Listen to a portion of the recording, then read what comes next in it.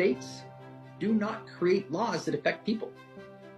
United States citizens are not subject to laws of states. Because if they have their own laws, you got to understand, Article 3 says, in all cases in which a state shall be party, the Supreme Court shall have original jurisdiction.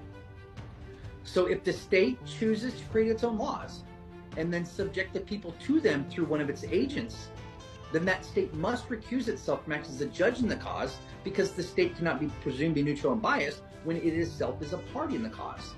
And therefore, if a state creates its own laws, then the United States Supreme Court has jurisdiction to be the judge, because you needed a neutral, unbiased third party to act as a judge. The United States of America didn't create the laws, the state did. Therefore, if the state creates its own laws, enforces it through one of its agents, it cannot be the judge. The Supreme Court of the United States is.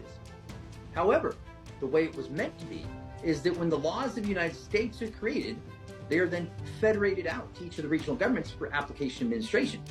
Federate them out. So we have a representative government that comes together, creates the laws, right, together as a union, all working together to figure out what we're going to do, and then they would federate those laws out to the regional governments for application and administration, so that all men are equal, no matter where they choose to reside within the jurisdiction of the United States. That way, when someone breaks the laws of the United States, the accuser is the United States of America, right?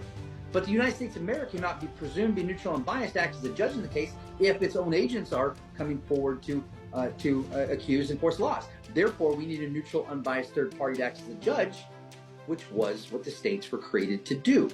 The states are to be the judges because the United States of America would bring the criminal act, the criminal accusation. And now you have the separation of powers.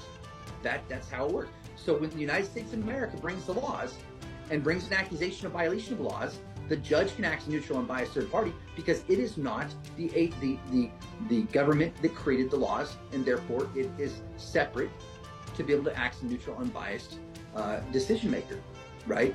And so the purpose of the judiciary was to protect the minority from the majority. Their purpose was to guarantee that that person got the rights that they're entitled to, because they're disconnected from the one actually seeking the enslavement, the separation of church and state, as you might say.